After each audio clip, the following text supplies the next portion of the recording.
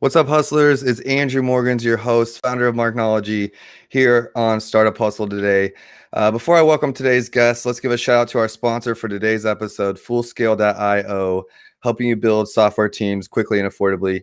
I'm super excited about today's guest because I've got quite a bit of experience, even just this last year, kind of dealing in her space and her industry, and I'm anxious to hear, even from the other side of the world, what's going on.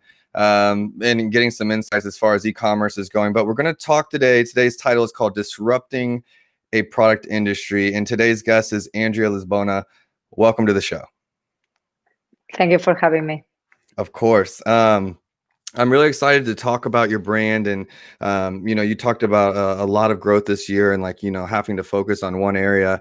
And before we talk about that and what that means in the real world, let's talk a little bit about your history. I love to start the episodes before we just jump right into business, getting to know you a little bit better for anyone that's listening. You're in the industry now. Let's start, kind of when you came into e-commerce or how you came into this. Let's just get a little bit of your story. Sure. So it started 10 years ago. I was 24 years old, had recently graduated from university, and my goal was I was born and raised in an entrepreneurial family, so I always wanted to create something that would change people's life. So 10 years ago, I came 6 months to the US. I went to study to USC, and I came across this product called hand sanitizer, which it wasn't pretty popular in Europe back then. And I was shocked that a product that plays such a key role in everyone's life. If you think last year, prior to the COVID, I used to take 3 flights a week, 10 Ubers a day, taking all the time interaction with humans and not having water and soap available all the time. Mm-hmm. And so hand sanitizer was that product on the go that helps you to stay clean, healthy. 80% of infectious diseases is spread through hands. So not only past year with the pandemic, but prior to that, every time that you fall sick, Right. it's always because it enters through your hands. So I was surprised that a product that plays such a key role in people's lives was commoditized. It had a terrible experience. It's a very goopy, sticky experience. It smells like absolute vodka. And how is it possible that a product that can change everyone's lives into better was so terrible in the user experience? So our goal was to become the Apples and then espresso of this industry, taking a commoditized industry that had been for 20 years without any innovation and elevating it to a ritual that you look for. So instead of jumping right into creating a product, we took the first 5 years of our adventure as entrepreneurs distributing hand sanitizer solutions. And the reason why we did it is because sometimes as entrepreneurs, we have false realities, false perceptions of users. Sure, they need that, or businesses for sure they would like to have a smart hand sanitizer. Mm-hmm. So it was a very good learning experience. We learned both from business standpoint to individual standpoint. Like we talk with nurses, with heavy users of hand sanitizers, and they would all say the same. Like my skin is stripped. Like I have to carry a hand cream with me all of the time. And with businesses, it was the same. They were like, there's no technology in it. Like whenever users want to use our sanitizer, dispensers are always empty. Right. So after that, we were located back then in Barcelona, which I was born. We launched our pre-series of products. We got a lot of attention, and then a multinational manufacturer reaches out. They were interested in what we were doing, and they basically invested on the company, and we decided to move to the US. The reason why we moved to the US is because 30% of the global demand of hand sanitizers was here. So it was a more mature market in Europe, was an early stage market for hand Mm-hmm. sanitizers. And we moved here in July 2018, so a year and a half ago. We took those 2 years, to develop a fully compliant product, FDA compliant formulation. And we were going to launch our e-commerce into December 2018. But prior to that, in order to get some market validation, we did a Kickstarter campaign, which was a very entertaining adventure because we had no expectation into that. And remember, we launched it, we were fully funded in 24 hours. We ended up being 450% funded in a month. And after that, we basically started building the community that basically pushed Touchland to where it is today. We are very popular on social media. We have very strong community on Instagram, on TikTok, which we recently launched this year.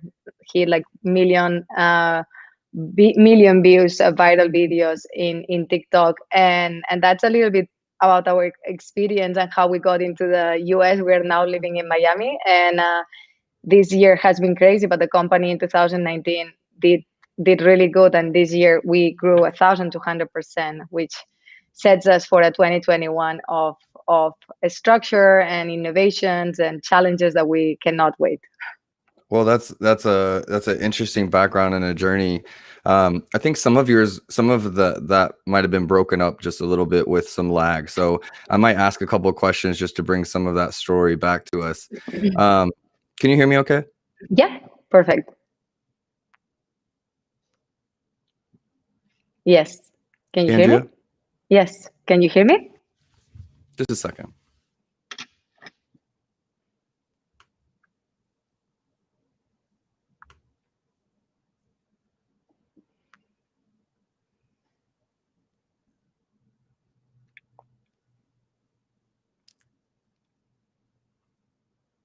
For anyone that's still with us, hang in there. We've got a little bit of lag going on. I want to make sure we get her story and get to the details of this. I think it's going to be a blazing industry, and you know, someone that's on the foreground of it, the forefront, so to speak. Would love to see kind of what that looks like for a company that's successful. I've definitely been reached out to by so many companies trying to launch in this space, but you know, because of 2020 and trying to get access to you know, the PPP industry that's exploding. But what about a company that was there, you know, before the pandemic, and how that was looking? Let's see. I'm thinking about ways we can get ourselves caught up here. Andrea, are you able to hear what I'm saying? Perfect. Yeah. Okay. So I think we're just having a little bit of video lag.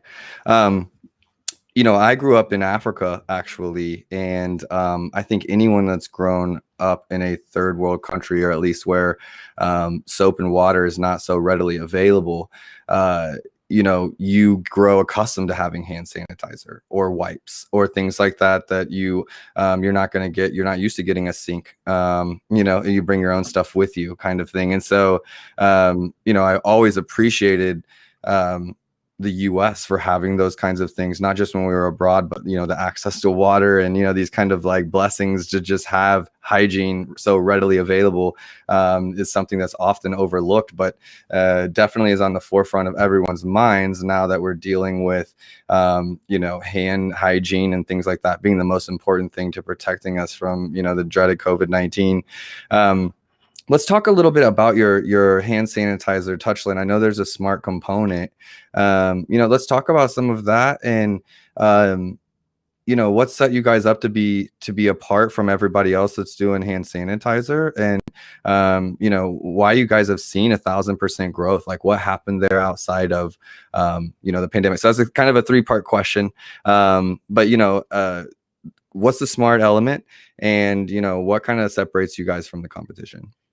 Yeah. So we have two product lines. We have the personal one, which is the power mist. And again, when we disrupted an industry and we disrupted the form factor of the product, like when we launched this, the first product was in 2014. So we were the first one to launch in a mist factor. Okay. Okay. So if you think about like how you apply gel and foam from the personal side, it's a goopy experience. It falls through the fingers and it's very sticky. So when we launched that, that was the design approach that we came with. Then our formula, when we design our formula, when you take a look at the label of hand sanitizers, you will read 20 ingredients that sound very chemical. You don't really know what you're putting into your skin. So what we did was come up with a very simple, clean, vegan formulation with very carefully selected ingredients that play a key role into the skincare forward benefit of the formula. So our formula is hydrating, it's softening, it leaves like velvet feeling in your hands, and it's fast absorbing, so no sticky feeling in it. And then the third element onto this is the experience. Like every time that you use this, they all come with like elevated scents. So we get rid of the Yeah. tequila smell of hand sanitizer. And what's most cool about it is that, again, everyone just like wants to sanitize their hands. That was the first goal on why we started in 2010. How do we make this cool? How do we make sure that people look forward to sanitize their hands rather than they have to sanitize their hands? And I, it happens I with, oh, sorry. No, I'm saying I was just going to jump in that I can totally relate as someone that's redheaded. I grew up in Africa where it's very hot, and I hated using sunscreen. It's kind of the same approach, right? It was that Exactly. lotiony, thick, like no one liked. I didn't like putting it on, even though it was saving my skin, in the long run. And then they came out with the mist, right? They came out with the ability to spray it on, and it's not goopy. It's sometimes you're like, did I put enough on? I'm not even sure. Whereas like growing Exactly. up as a kid, I was even more white than I am now, so Exactly. no, I'm getting excited just hearing about it. And I didn't know about Touchland, prior to the show, at least here in the Midwest. But now I'm where do I get one? I've got Yeah. touchland.com up on the site. For anyone that's here on the stream, I'll have those notes in the bottom in case anyone kind of want to looks at what she's holding up. But can you hold that just a little bit closer to the camera? Yeah. No? Yeah, just no, I can't see it, but Oh, the no. one, there we go. It's Awesome. very cool. And then we have the business and home dispenser, which is the first smart hand sanitizer dispensers. Not only again follows our like approach to design and experience, like with our formulas and our like minimal designs for the dispenser, but also we implemented like connectivity via Wi-Fi. So it basically connects you to an app that basically allows you to see the refill and battery levels, but at the Okay. same time. And one topic that you touched, which is what we've been working for 10 years, is water scarcity. In 2025, two-thirds of the population will not have access to water and soap. And every time that you wash your hands with water and soap, use 2 liters of water. And so what we wanted to do is create a solution that, again, when you read on the CDC and the recommendations, they tell you if your hands are not visibly dirty, it's actually more sustainable and efficient to sanitize your hands with like a alcohol-based hand sanitizer. So what we want to do is just like make sure that you can save water. If you can save water with sanitizing your hands, just you can see in the metrics and how you're making that impact into the world. And so the app basically allows you to see every month how much water you save by sanitizing with Touchland versus washing your hands with water and soap. I love that. So many things come to mind, like technologies that are out. I can't imagine that this doesn't exist already. But the drinking fountains at the gym, that you're not only drinking water, which you're like excited to be hitting your daily goals of water as you're up there at the drinking fountain, but you're seeing how many plastic bottles you've saved, and it feels, there's this feeling of contributing a little bit by using a reusable bottle. Same thing with water. So I was a server for a long time through college, bartender, server. And each time you go into the back of the house, you have to wash your hands, right? For 10 to 15 seconds. Maybe it's actually 30. I think it might be. I don't know. It's at least like, It's a long time. Yeah. yeah, you're Yeah. supposed Yeah. to say your ABCs a couple times. So, Yeah. but your hands get raw. They get raw to the Exactly. point of washing your hands becomes painful because your hands Exactly. are just so dry from the amount of times Exactly. you've washed them. Think of all of the people in the service industry, even here in the US, we're talking about thousands and thousands of people. We're going to have cleaner, better hygiene if people aren't avoiding things because it's not a bad experience in that way. Exactly. Exactly. That was our goal. That's super cool. And then double down by fixing the problem of, we always want to have these in our businesses, but we're running out, or it's never stocked, or, it's not working. So It's about um, experience. Yeah. I love that. Where do you guys have a bigger or smaller presence, or is it just kind of like, have you guys grown through e-commerce, or was it more like you took over kind of Miami or Florida and expanded from there? Uh, when we launched, when we launched in December 2018, we started with e-commerce in the US. So we serve across the US to everywhere. Like when you see the map on Shopify, you're selling everywhere. Then we did retail partnerships, which is very exciting because it allows you to get on a discovery platform from someone else's. And one other way that we disrupted hand sanitizer industry is that the easiest way would have been, let's sell in pharmacies. But instead of that, because we wanted to create something that you want to be proud of, that you want to be bragging about it, we said, okay, we're going to sell in all the fashion and beauty retailers in the US. It has to be a lifestyle accessory. It has to be like next to your keys and your iPhone. So we started with Urban Outfitters, Nordstrom, Bloomingdale's. We launched in Ulta in 1,200 doors before the COVID. We were sold out within days. So the retail expansion has been incredible and a great journey. And then we have the B2B business, which we've been very lucky, and we've been able to partner with great brands such as Equinox, Soul Cycle, Sweet Green, Standard Hotels, Four Seasons, like almost every category leader, that when they had to take a decision, especially during the COVID, most of these businesses never had a hand sanitizer. Right. And they had to take a decision: do we go for like what's like the commodity in the industry, or do we think about everything as a brand, and we want to make sure that the election that we do under hygiene and the experience in store is aligned with our brand? And when they looked into the market again, Touchland was really the company that changed the way hand sanitizers were thought for 20 years. No, I love it, and it's a completely unique look. Like, I mean, I'm just becoming aware of it, and I've been helping brands, launch sanitizers. I think with different ingredients, but rarely, a whole new method and way of thinking about it in general. I know that, we talked briefly before the show on Amazon. You said that you guys launched there, but as things grew, you just had to choose one and focus there. And as many times that's the case when you're an entrepreneur. Amazon has been a massive channel for PPE and hand sanitizer. And I know for a fact that, at least earlier in the year, through summer, you could simply sell just by being there. You didn't have to have a great product or anything like that. You were selling just by being online. And Amazon did their best to kind of like throttle, the brands that were coming up in that space as far as being able to launch their products and things like that. Is Amazon in your future, or for now you're staying Sure, focused? sure. I think like obviously the first year we grew 500%. The last year we grew 1,200%. So I've been dedicating 90% of my time to supply chain, which is not what I really like to do. I like to dedicate my time to product innovation and all of that. But again, when you're experiencing this massive growth, like you really need to ensure that you maximize product availability. And again, one of the experiences that we had on during the COVID is that and it's like quite an anecdote, we were fully sold out March 5th.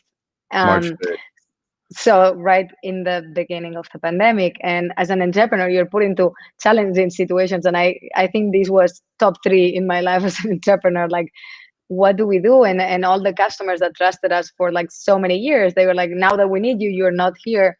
So having had the experience with Kickstarter, I think what the biggest fear and what the error of many companies had is that there were so many opportunistic hand sanitizer companies just coming in, investing millions and factories, and it was just like crazy. And in our case, like again, we're not thinking short term. Like Right. what we are living right now, it's very unfortunate. Like our goal is medium and long term. So what we try to do is like, how do we size the demand?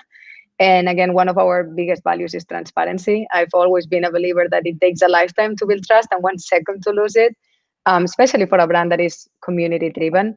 So in the beginning of the pandemic, we said, okay, let's do a pre-order campaign. We're going to be fully transparent. It's going to be 8 weeks delivery date, because we were obviously like growing capacity and everything. And we had no expectation, to be honest. Like, if you want a product during the pandemic, you're gonna just buy whatever you find. Surprise to us, we launched a pre-order, and I think it was overnight. We grew like 1,200%, incredible. But on top of that, during these 3 weeks, like we got like 34,000 people on a wait list. Oh my Um, God. so, which is like, if you think about it, for everyone said like for a hand sanitizer, but that's the thing, like people did not see Touchland as a hand sanitizer. Like if you were looking for a hand sanitizer, why would you pre-order and wait 8 weeks? They were clearly trusting a brand, not the product. No, So and the lifestyle approach to it that we both mentioned as well. There's some relatability in my own company, Marknology. I'm going on my 9th year, working in this space. Marknology turned 7 this year. I've been focused on Amazon and e-commerce for a long time. and telling brands about e-commerce and Amazon. And the pandemic, as much as it's helped hand sanitizer, has helped my business grow as well. And e-commerce in general, I think everyone around the world has ordered, that has access to a computer and internet, has ordered something offline now. And so it's kind of catapulted us forward in regards to people paying attention to this space, and agencies of IPO that are in the Amazon space. I say all that to say that medium and that long game, and so being in a position, we're not here to just be opportunistic and now I'm helping brands on Amazon. This is something we've been doing a long time and had a passion for, way before this. We had a vision for it. And how do we remain here, with agencies popping up all over the place in my space? The thing to hang our hat on is let's just continue to do quality work and be as available as possible, and ready to grow. And so it was a good year. It was a hard year. I don't think we signed a new brand till August or September, it feels like. And usually it's like it's been year round for several years in a row. And then there was a huge push, I feel like, after the PPP loans and different things, and brands were like, we need to be on Amazon. But I think that's what you have to do. For any founders out there listening, there is opportunity in the short term, that you can seize at times, and encourage businesses that had to pivot to move into that space. But as someone that's always thinking long game, it was how do I not get caught up in what everyone else is doing right now? How do I settle down and really think about where I'm trying to go when all of this is past, and how we want to grow during this time, and what can we do, in the same way that you're focusing on logistics.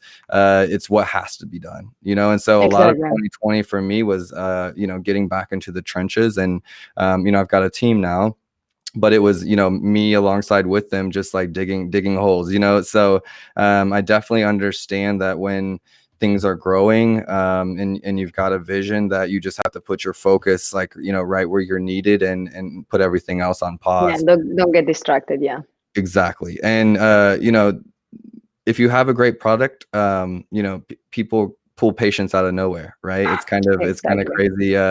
So it's great to have a great relationship with them. You said being community driven, having a good relationship with your people, them understanding that we're in a pandemic, and there's going to be some people that are like, well, why can't you help me? In the same way that I had to turn away some people, that were under our fees, or, I can only say yes to so many. And so, you have to be, just careful and try to be transparent and be like, hey, this is what's going on.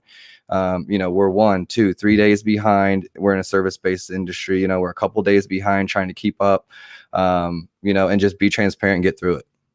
Exactly. Yeah. And just play with your cards again. Like, sometimes you have to be optimistic and play with the cards that you're being given, because again, like this, what happened last year just showed like how much things can change from the outside, from an external factor that completely shut down everything that you gave for granted for the since I was born. So right. It's a cliche saying, but I feel like cliche sayings are cliche for a reason, and it's like everyone has a plan for their business or their career or their goals until they get punched in the face.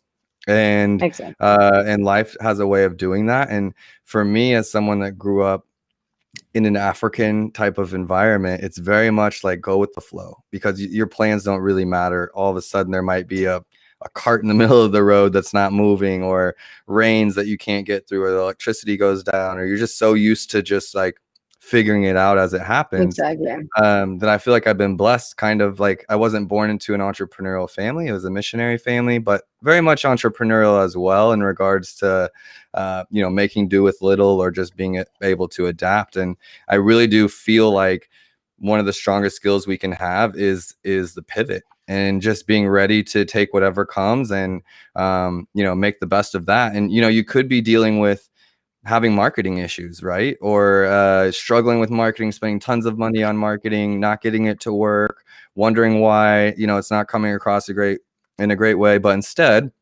not having any of those issues. And it's really about just supply and demand. The business is coming in faster than you can take it. Something is always happening. That's the thing. Something is right, exactly. Something is always going to happen. So it really becomes less about being perfect and more about I want to be ready to be nimble, and ready for adjust the whatever sales. happens to be able Yeah. to adjust. Yeah. I love that. What's next for Touchland? A lot of things, because again, I think last year the experience was that we were extinguishing fires all the time. And we have a very solid team, very strategic. So we kind of postpone everything to 2021, like new product launches, new scents, new products, like everything to this year, new partnerships, which we are very excited. And the team is growing, which again, for someone that started in Barcelona, backpack, moved here, like see this family growing. And again, like with the same passion that you have for this baby called Touchland, I think it's what's most fulfilling. So there are a lot of things happening this year that we unfortunately couldn't do last year because it was just complete madness. But hopefully, we will see coming to a reality this year. Yeah, no, that's so good. And I think patience is key. It's just, hey, take what's given to you, take that pitch in a baseball term. Like, if he gives you a curveball, take the curveball. If he gives you a fastball, take the fastball. And even in my own business, I think that was a big part of this year from, some of our team members moving on to different companies to, I was working on my speaking, that was growing, being able to travel around and speak on Amazon and growing in that circuit. And then the pandemic just changing things, the podcast was a big avenue for me and joining the Startup Hustle team and being able to, meet new brands, meet new people, meet new colleagues, meet other entrepreneurs, and be able to put out content and engage with people. That I was really using kind of my speaking and these conferences as a way to do that. That was taken from me, and another opportunity came. Okay, yeah. So it's just taking what happens or what happens to you and making the best of it. Okay, so just a couple. I want to kind of timeline this. So you're 2 years in. They say that year three is like one of the hardest. Or once you're past year three, like your chances for success greatly grow. I kind of learned that at a accelerator I was at early 2020. And I was like, wow, I guess, okay, I guess, because I'm in year, going on year 7. I was like, oh, wow, I guess I made it past year 3. But I think year 1 and year 2 are hard. Year 3 is just as hard. But I think the space you're in now, it's really how much do you grow, not if you grow, right? And, Exactly. how to manage that. How big is your team? Is it just you? No, no. Right now we are about 40 people. Yeah, Okay. we're hiring very fast. Yeah. Awesome. So it's growing really fast. I know, like, scaling is obviously the hardest thing. Even my own team, we're at 13 of us now, and it's all new challenges. As an entrepreneur, I'm a great entrepreneur. Doesn't mean you're a great manager. Doesn't mean you're a great That's leader. her. Doesn't mean you're a Yeah. good, boss. And so, you have these different, you need to communicate differently. You need to have more systems in your business and all of those kinds of things. You're in a sweet spot. It's going to be fun to watch your brand and, see what's next. Yeah, I think like if again, if you want to count when we moved here, but for me it's year 11 since we True, started this true. process. So, but it's been a great learning experience, and I think right now it's all about like setting up a good team. Like we have a good product, but I'm someone that never falls asleep. You can never get comfortable. Like, yes, we are being seen as the apples in this industry. But again, it's an industry that is getting super competitive. We're lucky enough that people, again, is buying because of the brand, not the product. They really love the vision, the mission that we put into like these years of work. But again, you cannot fall asleep, and that's why you have to be always innovating. You have to be always communicating. You have to always be marketing in the right way. But again, it's all about the team. That's what I'm most excited about, like to put like a very strong, solid team. Because again, as much as you are a leader, it's always teamwork. Like and Right. and I started Touch when I was 24 years old, so I never had the chance to learn from anyone, and that's good and that's scary at the same time because I've never had the chance to see how do you grow, how do leaders lead, how do bosses manage. Like and it's been auto learning experience. And again, we will know in few years from now if we really hit the goal and we become the Apples, the Nespressos, the Dysons in the personal care space, which we look forward to. I think you will be, and I'm excited to see the journey. What I think one big part of 2020 is I know that my team, we really bonded together through 2020. The influx in clients sometimes that just came in all at once. Cursing at Amazon about a bunch of different things. For a long time we weren't working together in the office, so everything was remote, and being able to see the team get excited about coming back together and working together as a young entrepreneur myself, it was exciting to feel like the team felt like a team, and Exactly. we were excited to build and grow. And I think that's one of the best things that's come out of 2020 is I would just like to harp on that is the team, the team aspect, at least in my company, the camaraderie we have of making it through that. And we're on Yeah. the other, we're kind of on the other side a little bit as far as the real fear and the real impact. And now it's just like, whatever comes next feels like we'll be able to do it together. Yeah, yeah. It's been definitely a year that although everyone has been separated, I think like it's been able also for people to appreciate, to be able to build on this distance like stronger bonds and be able to communicate better, be able to work better, even if we've been separate in the distance. Like my whole team, like we have like obviously our headquarters in Miami, but we have team in Boston, Oklahoma, LA, New York. So everywhere in the US. And if you think about it, like you spend most of the day in front of a computer with a camera on. But it's been what I was very afraid about this. Like, how do I lead in the distance? How do you do that? Like, how do you build a team and like that feeling of a team when everyone is just separated? But it's been great, and we've been finding ways and tools and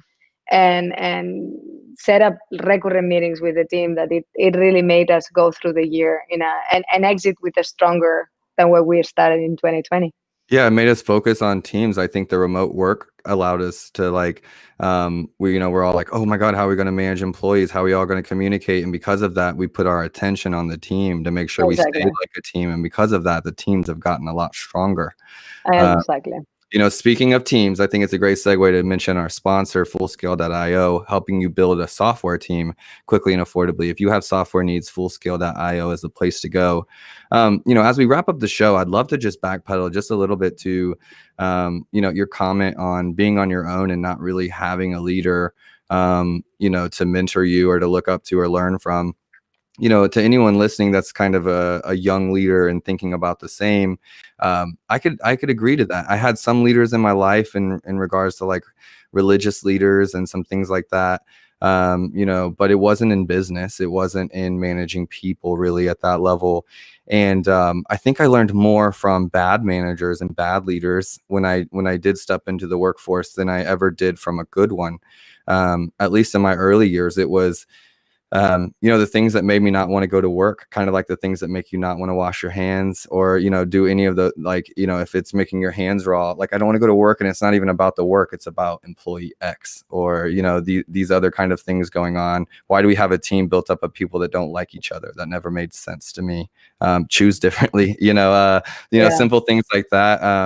And then it was a mixture of finding a mentor after I was, several years in, and a lot of reading and podcasts, and just a lot of it's trial and error, and it's not about beating yourself up if you make the wrong decision on a person, or a decision with a client or a managerial technique. It's just about continuing to grow, and for me it's about communication with my team. So Yeah. I think that's the thing I'm focusing on as a young leader, is just not just the basics of a communication, but really trying to figure out what motivates them, what's going on, dig into them. No one's going to just come and bitch to their boss and just tell you everything that's going on. So you got to kind of probe and see how people are at a different level than we have before.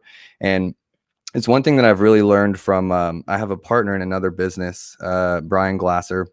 and he was a captain in the military for 7 years. And we have completely different experiences in regards to having good leaders. I think he had some really good ones above him, kind of in his career. And we talk about that a lot. And, one of his roles as a captain, I think he had 250 soldiers under him, was to meet every single one of them, do an in-home visit. You don't really he needed to know about their lives, their hygiene, their finances, no leverage, essentially. No soldiers could have leverage on them. And so the captain was responsible for that. And that's a silly story, but I really bring it up to just talk about the importance of being involved in your people's lives and knowing what's going 100%. on. And listening. Yes, exactly. Yeah. Asking if they're not talkers, then you need to, have better questions, to Yeah. get the answers that you need to really know if they're, they're happy where they're at, they're doing well. And because if you spend your time and your attention on them, they're going to spend the time on the business, and everybody wins. Yeah, and they have to fight for your vision, and they have to share your vision. So you have to connect with them. And I think, like, for me, I'm not the kind of leader that just impose. Like, if I hire someone, it's because I think they can add value, and for that reason, I have to listen. And it's been a very conversational, collaborative approach, and I really like it because it's not a company that you cannot get an opposite opinion. To me, I think, like, that's what gets companies to be better, like different opinions and people not having fear to hide their thoughts. And it's been working really, really good for us to have this kind of collaborative approach. We try not to have departments in a sense that everyone helps each other. Like, again, sometimes companies separate departments and compartmentalize those departments, and sometimes by working together the company grows faster. um, so it's been good. Like, again, like, we passed from like 3 people to 14 people. Next year most probably it's going to be double that. So it's always challenging and scary. Like, where do you lose contact? Like, I'm a person that really likes to build a relationship with everyone, but it gets to a point that my day Mhm. right now, in between the meetings, emails, and all of that, like, I cannot have the same connection or the same dedication that I had when we were 3 than we were 14. And that's very unfortunate, but you have to just make sure that you connect with everyone. Yeah, exactly. And that's exactly what I was trying to say is I went from 3 to 13, one in Colorado, 12 here. And it was a big difference from talking to them, sitting next to each other, to, communicating between different teams. And we tried to take that approach where we didn't make it, compartmentalized, from, an open work environment to, empowering leadership, to everyone has accountability for every part of the process. We're there to back each other up. And trying to create that culture as a leader has been something very important to me, and there's not really a roadmap for it. You just gotta kind of figure it out as you go. I'm super excited for you guys. I'm rooting for you. I want Thank to see you. the growth. Where can people, before we sign off, where can people find you, on social media? You said TikTok. I think some of that was breaking up a little bit. Where can people engage with the brand? Yeah, in Instagram and TikTok and Twitter, it's with at Touchland as a word. And they can find us there and hopefully Awesome. follow us. Well, I'm going to follow you as well. I'm going to keep track of your guys' growth, and I'm rooting for you guys. Thank you Um, very much. you're welcome. Thanks again for being on the show.